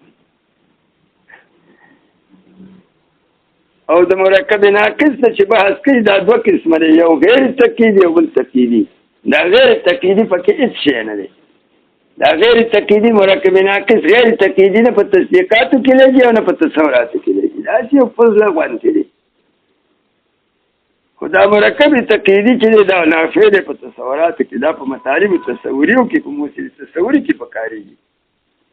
خو د دې غیر تقییدي مرکب ناقص غیر تقییدي نه چې بحث کوي د پاره د معرفت تقییدي کوي، ځکه والاشیاء تعرف بأضدادها ومقابلاتها. خبره پوه شئ؟ او تقییدي په تصوراتو کې پکارېږي. څنګه سړي ته چې تصور د انسان مجهول وي دا په معرف معلوم وي. د دې کې نظر به کوي، نظر فی التصور، انتقال د مقاصدو نه مبادیو ته کوي. نو اول به د انسان ته توجه کړي، دی به معلوم نه کړي، نو مبادیو ته به لاړ شي. مبادي جنس فصل دي، حیوان او ناطق په پیدا کی. لکه حیوان او ناطق پیدا کړو په ماده کې حد ته ورسېد، که حیوان او ساحل پیدا کړل په ښځه خر واچوم خطا شو. نو دې چې بلار شي قوانین د کلیات خمسه او کلیات خمسه باندې به د دې انسان جنس فصل معلوم شي چې جنس حیوان دی او ناطق فصل ناطق، ساحل به تللی، لاحق به تللی. نو بیا به انتقالي ثاني کې انتقالي ثاني کېږي بعد الترتیب. انتقال د مبادیو نه بیرته مقاصدو ته، هغه به بعد الترتیب کوي په مرکب کې. مرکب ناقص دی، یو حیوان دی او بل ناطق دی. نو دا عام به مخکې کي چې حیوان دی او خاص به وروسته کي، که د عام مرتبه په خاص مقدمه ده. او دا خاص به د عام کیف جوړ کړي مرکب توصیفي، نه حیوان ناطق ترکیب به جوړ کړي، بیا به دې انسان ته مخامخ کړي او کیږي. دا مرکب تقییدي چې دی دا په کار شو په چا کې تصور د انسان به حاصل وي په مطالب تصوریو معرف کې پکارېږي. اوس هغه غیر تقیدي خرقوس ولې پکې ذکر کا دا دی ولې ذکر کا دا خو نه په تصوراتو کې لګي او نه په تصدیقاتو کې لګي دا د پاره د معرفت تقیدي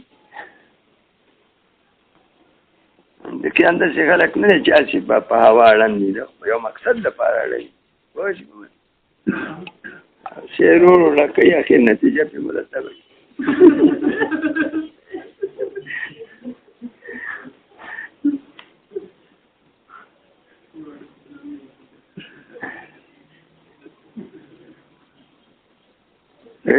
وهو النافع في المطالب التصورية ولا يتركب دا مركب ناقص نه جوړيږي الا من اثنين منګر دو اسمونه دغه غلام زیدین دي او اسم الفعل یا اسم الفعل نه جوړيږي لکه قد ضرب قد فكها اسم الفعل ولي لأن الحكم التقييدي إشارة لك حكم تقييدي إشارة إلى الحكم الخبري إشارة معناه لدي مركبات ناقصون بیا مركبتان جوړي کړه فكما يستدعي الحكم الخبري لکه چې تقاضا کوي حکم خبري چې په مرکبتان کې الترکیب من اسمين الترکیب د دو اسمونه او اسم وفعل فكذا التقييدي واما المركب غیر تقیدی هر چې د مرکب غیر تقیدی ان لم يكن كذلك كذا نو هر چې د مرکب غیر تقیدی ان لم يكن كذلك كذا نو بیا بل قسم پکې هم راځي کالمرکب من اسم وادات یا مرکب د اسم او د حرف نه لکه بزیدین شو او من حرف وفعل يادت حرف او د فعل قد ضرب شو في قد قام قد لك قد شو لك قد شو د حرف او د فعل قد قام لك لفظ د قد قام شو في قد قام زيد چې دا قد قام واخلي په ترکیب د قد قام زيد ولما فرغ المصنف ور کله چې فارغ شو مصنف عن مباحث الالفاظ ده بحث الفاظنا الشرع الان نشورو يكره وس في مباحث المعاني وبحث المعنى كن فقالا وس ده كليات وبحث شورو شوخا كليات خمسه چې په میر کې تیر شي اندا وزلزل بیا او اذا کدا میر کې اکثر تیر شي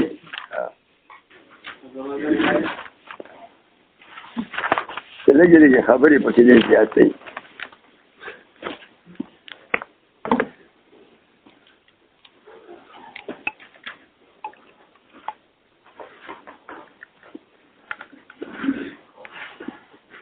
نور کتاب دې بند نه نم څنګه ځینې کې لګ فرق کې راشي اول یو کتاب خبره په بل کې خو لګ نه باندې بدلي میر چې دې عرب تقسیم